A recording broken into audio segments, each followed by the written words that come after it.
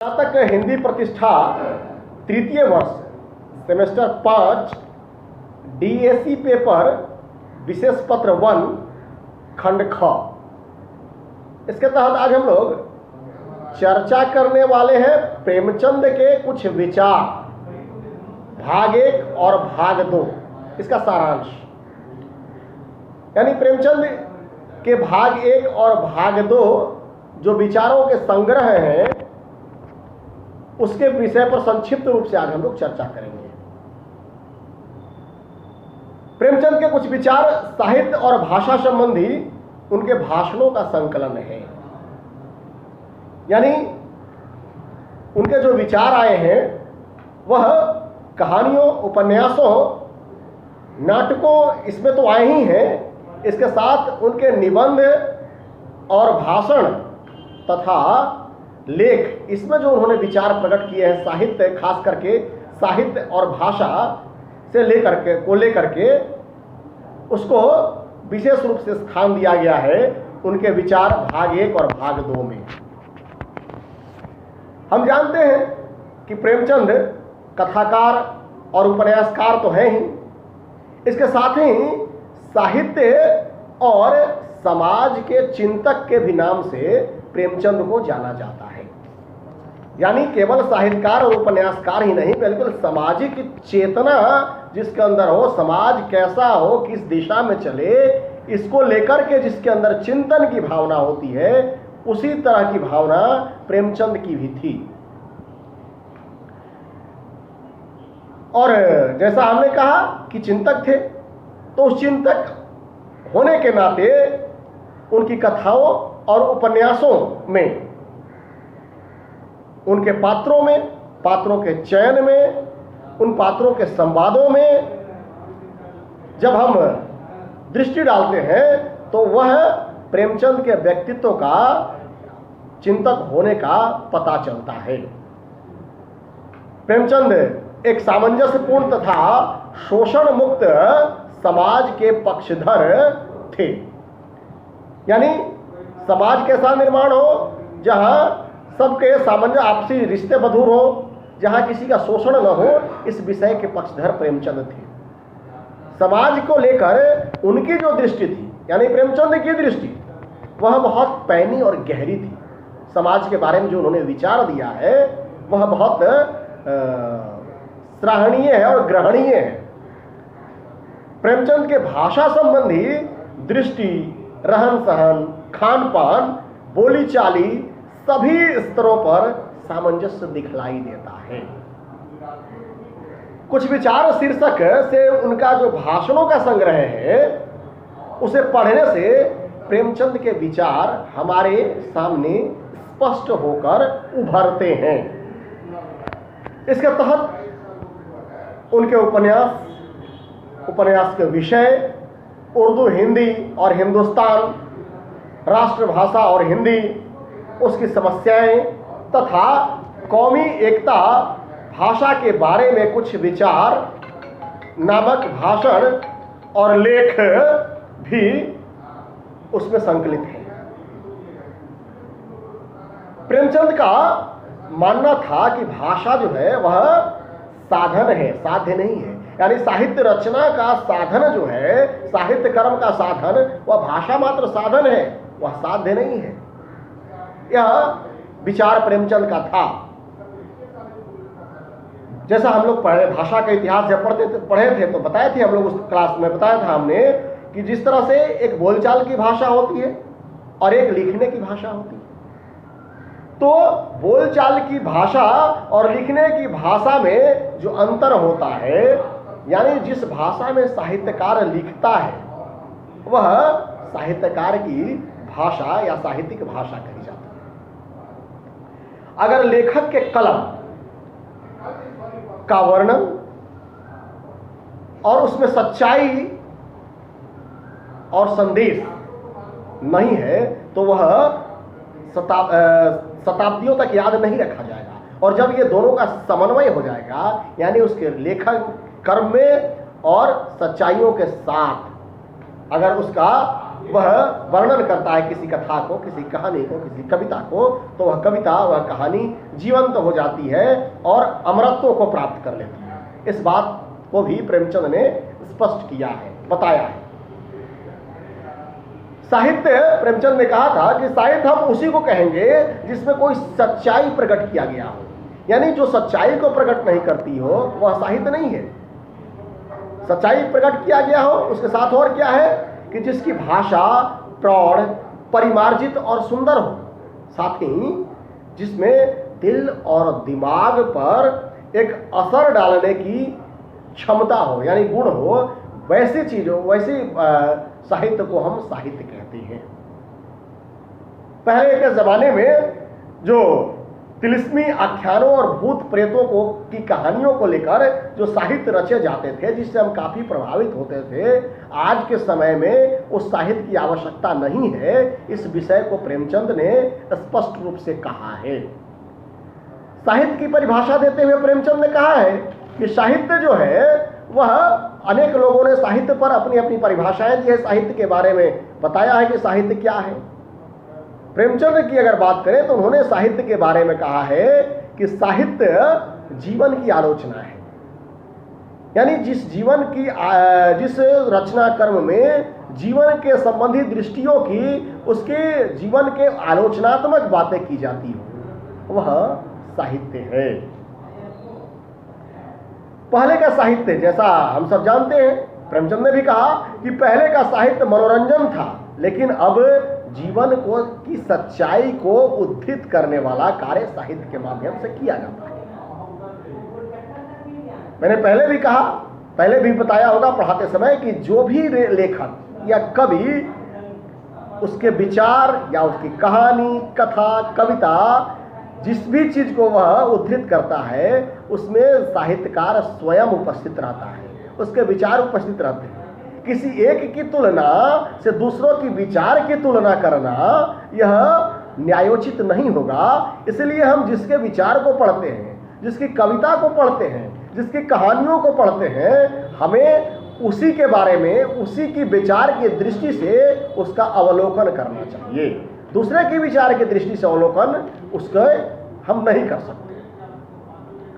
प्रेमचंद ने आगे कहा कि साहित्य अपने काल का प्रतिबिंब होता है, यानी जिस काल में साहित्य रची जाती है उस काल को बोध कराने वाला वह होता है। बाद में हम सब जो पढ़ते हैं तो जिस काल में जैसा प्रभाव होता है, उस समय के साहित्य में उस तरह की रचनाएं मिलती हैं। रीतिकालीन में, भक्तिकालीन में, आदिकालीन में, हम सब जानते हैं उस समय की परिस्थितियों का वर्णन है। जैसी परिस्थिति थी उस तरह के साहित्य रचे जाते थे। आगे प्रेमचंद लिखते हैं कि अब साहित्य जीवन की समस्याओं को रूबरू कराता है और उसके समाधान का रास्ता बताता है, यानी मनुष्य के जीवन की जो समस्याएं हैं उससे साहित्य मनुष्य को अवगत कराता है और उन समस्याओं से कैसे निजात पाया जाए, इस और भी उनका ध्यान आकृष्ट कराता है, ध्यान दिलाता है साहित्य आजकल का। आगे प्रेमचंद कहते हैं कि नीति शास्त्र और साहित्य शास्त्र दोनों का लक्ष्य एक ही है, लेकिन दोनों की रचना और उद्देश्य और विधि, ये दोनों में अंतर है। दोनों का लक्ष्य एक है, लेकिन उस उद्देश्य और विधि अलग अलग है। प्रेमचंद ने इस विषय को भी स्वीकार किया है कि कवि या साहित्यकार में अनुभूति की जितनी तीव्रता होगी, उसका साहित्य या उसका रचना कर्म उतना ही आकर्षक और ऊंचे दर्जे का होगा। यानी जैसी दृष्टि वैसी सृष्टि। अगर दृष्टि ऊंची होगी, उसमें गहराई होगी, तो आपके लेखन में भी, आपके रचना कर्म में भी गहराई देखने को मिलेगा। आगे प्रेमचंद ने कहा, और क्या कहा कि जिस साहित्य से हमारे अंदर सुरुचि न जगे, आध्यात्मिक और मानसिक तृप्ति न मिले, शक्ति और गति न पैदा हो, हमारा सौंदर्य, प्रेम, दृढ़ता उत्पन्न न हो, वह हमारे लिए बेकार है। जो सच्चा संकल्प और विजय पाने की सच्ची दृढ़ता न हमारे अंदर उत्पन्न करा दे, वैसा साहित्य बेकार है तथा वह साहित्य कहलाने का योग्य ही नहीं है। इसी बात को अरस्तु ने बहुत पहले यूनान में कहा था, जिसकी बाद में बहुत काफी आलोचना भी हुई। कि साहित्य ऐसा हो जो व्यक्ति के अंदर देश प्रेम की भावना को जागृत कर दे। यानी राष्ट्र पहले व्यक्ति बाद में, इस विषय को पुष्ट करते हुए जिस बात को अरस्तु ने कहा था उसी बात को दूसरे तरीके से यहां पर प्रेमचंद स्थापित करते हैं। आगे प्रेमचंद ने कहा है कि साहित्यकार अपनी सहज सहानुभूति और सौंदर्य प्रेम के कारण जीवन के उन सूक्ष्म स्थानों तक पहुंच जाता है जहां मनुष्य अपनी मनुष्यता के कारण पहुंचने में असमर्थ है। यानी साहित्यकार वहां तक पहुंच जाता है जहां तक एक साधारण मनुष्य नहीं पहुंच पाता। कहा भी गया है कि जहां न पहुंचे रवि वहां पहुंचे कवि। यानी जहां सूर्य की रोशनी नहीं पहुंच पाती है, कवि या लेखक रचनाकार अपनी दृष्टि वहां तक ले जा करके वहां से चीजों को निचोड़ करके हमारे सामने यानी पाठकों के सामने तक रखता है। यह साहित्यकार की विशेषता है, यह साहित्य की विशेषता है। इतिहास और साहित्य में ही अंतर है कि इतिहास वही है जो घटित हो चुकी होती है, लेकिन साहित्य वह है जो घटित हुई, जहां तक इतिहास की दृष्टि नहीं गई और आगे जो घटित होने वाली है उस और भी इशारा कर देता है साहित्य। यह साहित्य की विशेषता है। आगे प्रेमचंद कहते हैं कि हमें यह जान लेना चाहिए कि लेखक ने जो सृष्टि की है वह प्रत्यक्ष अनुभवों के आधार पर की है और अपने पात्रों की जबान से वह स्वयं बोलता है। यानी जो लेखक बोलता है, जो कवि कहना चाहता है कविताओं के माध्यम से, अर्थ हम जरूर उसके अपने अनुसार लगाते हैं, लेकिन उसमें कवि यथावत रहता है। वह अपने जीवन में जो देखता है उसी बात को लिखता है। इसी बात को कबीर ने भी 500 साल पहले, 600 साल पहले कहा कि लोग कहता कागज की देखी, मैं कहता आंखन की देखी। यानी लोग कागज में जो लिखा हुआ है उसकी बात करते हैं, मैं आंखों की देखी बात करता हूं। उसी बात को प्रेमचंद यहां भी कह रहे हैं कि कवि जो है वह जो देखता है उसी बात को लिखता है। आगे कहते हैं कि हमारी आंखों ने प्रकृति के अद्भुत नजारों को देखे हैं और हमारे लिए वह सौंदर्य और सजीव का सत्य है। यानी प्रकृति में सत्य के, सौंदर्य के अनेक पैमाने उपस्थित हैं। हमें उन पैमानों को ढूंढना पड़ेगा, उन उपमाओं को ढूंढना पड़ेगा। सौंदर्य के लिए जिन उपमाओं को आज तक हम प्रयोग करते रहे उससे इतर जाकर भी सौंदर्य हमें खोजना पड़ेगा। यह साहित्यकार का कर्म है। ठीक है, वह नया होगा, शुरू में उसकी स्वीकारता नहीं मिलेगी, लेकिन हमें यह भान होना चाहिए कि जिन उपमाओं को आज हम उपयोग में करते हैं वह भी कभी पहली बार उपयोग किया गया होगा। इसीलिए साहित्यकार का कर्तव्य है कि इन समाज से नए सौंदर्यों की, सृष्टि से नए सौंदर्यों की उत्पत्ति करे, खोज करे और साहित्य में अपना प्रकाशित करे उसे। आगे लिखते हैं, कहते हैं प्रेमचंद अपने विचारों के माध्यम से बताते हैं हम सबको कि हमें यह देखना होगा कि अपने किन कारणों के चलते हम निराशा और ह्रास की ओर उन्मुख हो गए हैं। हमें उससे निकलना होगा। यानी हमारे अंदर जो निराशा उत्पन्न होती है वह किन कारणों से है। उस निराशा को छोड़कर हमें आशा की ओर जाना पड़ेगा।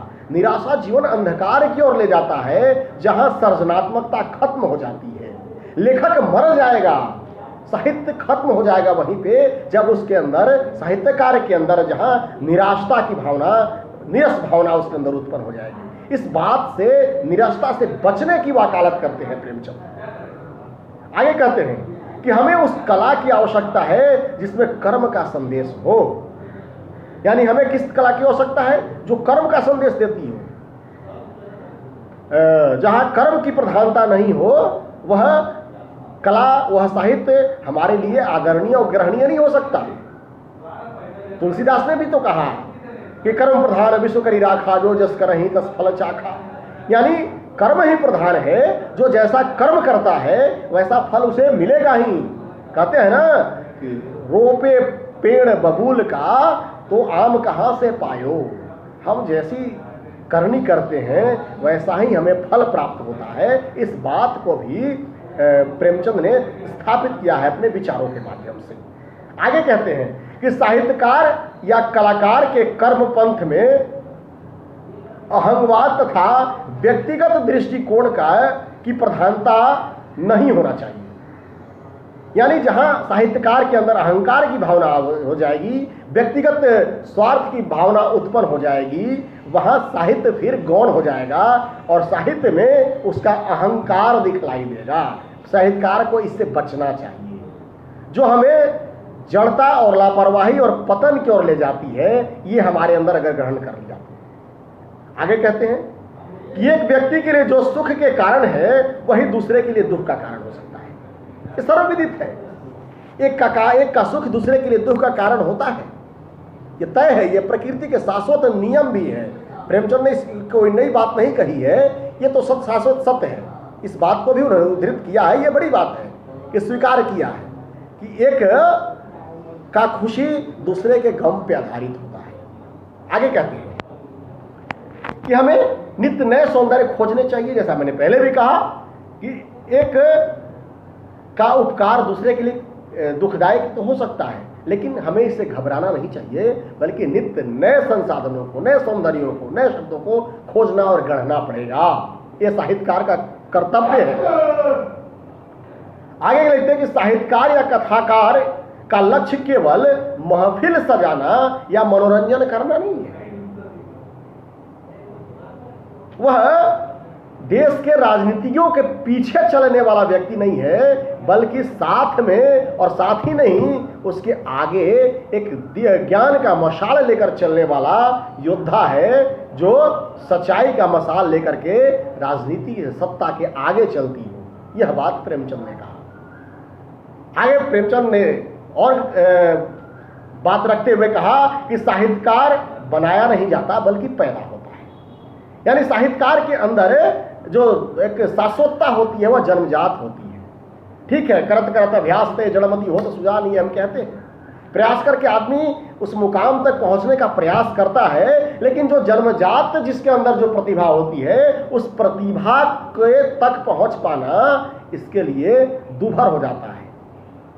क्योंकि उसके अंदर जन्मजात प्रतिभा है, अभ्यास तो भी करेगा तो उसके अंदर और निखरता आएगी, और आप शुरुआत करेंगे अभ्यास से तो आप उससे कहीं ना कहीं नीचे रह जाएंगे। लेकिन इसका मतलब ये नहीं है कि आप अभ्यास न करें, करना चाहिए।